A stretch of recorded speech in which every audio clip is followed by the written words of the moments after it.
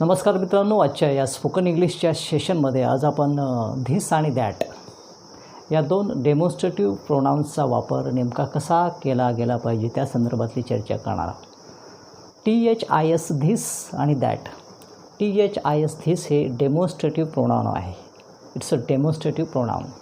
हे एक दर्शक सर्वनाम आहे. याच्या माध्यमातून आपण जवळची एकवचनी वस्तू साधारणपणे दाखवू शकतो.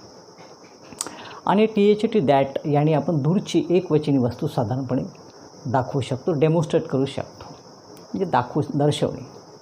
आता THIS धिसचा सरळ अर्थ मराठीत होतो हा, ही, हे. धिस इज अ डोअर, आपण म्हणतो ह्या दरवाजा आहे.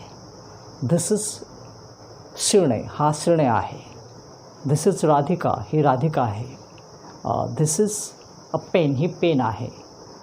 दॅटचा अर्थ होतो ते झाड आहे, दूरची वस्तू किंवा व्यक्ती दर्शवण्यासाठी म्हणून. That is Ram, that is a temple, that is a pole, that is a tree. म्हणजे दूरची एकवचनी वस्तू दर्शवण्यासाठी धिस आणि दॅट या दोन डेमॉन्स्ट्रेटिव्ह प्रोनाउन्सचा नेमका वापर कसा केला गेला पाहिजे त्याच्या संदर्भात आपण या ठिकाणी we are just going to talk about the uses of this and that. So let us come to the main point. So मी या ठिकाणी धिस इज श्रेणय म्हटलेला आहे. धिस इज म्हणजे धिससोबत इज आलं पाहिजे. धिस इज हा श्रेणय आहे. आपण म्हणतो धिस इज श्रेणय, धिस इज विजय, हा विजय. आपण एखाद्याला म्हणतो धिस इज विजय, मग तसं धिस इज श्रेणय, हा श्रेणय आहे. आपण म्हणतो हा श्रेणय आहे, धिस इज श्रेणय. आता एक वस्तू दाखवायची असेल आपल्याला जवळची, ही पेटी आहे, लागला पाहिजे. धिस इज अ बॉक्स, एकच आहे वस्तू, लक्षात ठेवा. धिस इज अ बॉक्स, ही पेटी आहे रे बाबा. हे पुस्तक आहे, this is a book, this is a book, एक वस्तू असेल. धिस इज अ स्कूल, आपण सांगतो ही शाळा आहे, एकच आहे. This is Radhika, this is Radhika, ही राधिका आहे. धिस इज माय सिस्टर, आपण असं म्हणू शकतो. धिसनी साधारणपणे नाही, नेमकं एक वस्तू दर्शवला जाते जवळची. धिस इज सोबत इज आलं पाहिजे, सहाय्यकारी क्रियापद टू बीचं इज. This is. आता त्याच्यानंतर धिसचा दुसरा वापर आपण या ठिकाणी पाहू. धिस इज माय फोन, आपण म्हणतो हा माझा फोन आहे.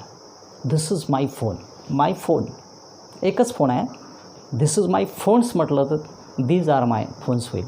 धिस इज माय फोन, हा माझा फोन आहे.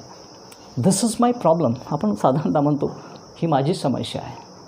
इट्स माय प्रॉब्लेम ही म्हणतात तर धिस इज माय प्रॉब्लेम असे म्हणू शकतो. धिस इज माय प्रॉब्लेम, ही माझी समस्या आहे. धिस इज माय बाईक, आपण साधारणतः म्हणतो this is my bike,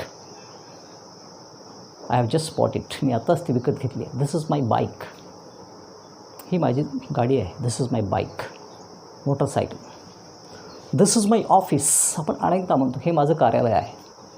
this is my office, look, this is my office. त्याच्यानंतर शेवटचं आहे धिस इज माय फील्ड. आपण दैनंदिन व्यवहारामध्ये म्हणतो धिस इज माय फील्ड, हे माझं क्षेत्र आहे. किंवा आपण ग्रामीण भाषेमध्ये म्हणतो हे माझं वावर आहे, हे माझं क्षेत्र. This is my field, this is my field.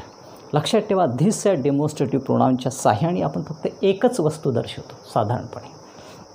Exactly only one thing. त्याच्यासोबत इज हे सहाय्यकारी क्रियापद आलं पाहिजे. धिस इज म्हटलं पाहिजे.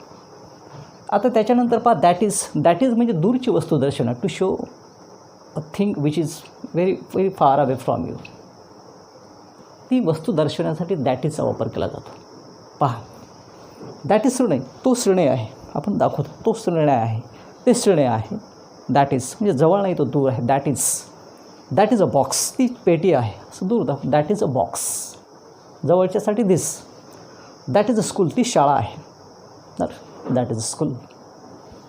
दॅट इज राधिका, ती राधिका आहे, पण असं सांगतो that is Radhika.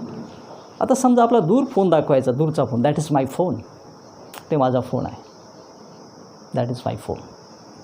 That is my problem, आपण सदा तो माझा प्रॉब्लेम आहे, इट्स माय प्रॉब्लेम असे म्हणू शकतो. दॅट इज माय प्रॉब्लेम, ती माझी समस्या आहे. दॅट इज म्हणजे दूरची असू शकते. दॅट्स माय बाईक किंवा दॅट इज माय बाईक, ती माझी गाडी आहे. दॅट इज माय बाईक म्हणजे एक वस्तू दर्शवण्यासाठी दॅट इज माय ऑफिस. दुरून दाखतो आपण that is my office, that is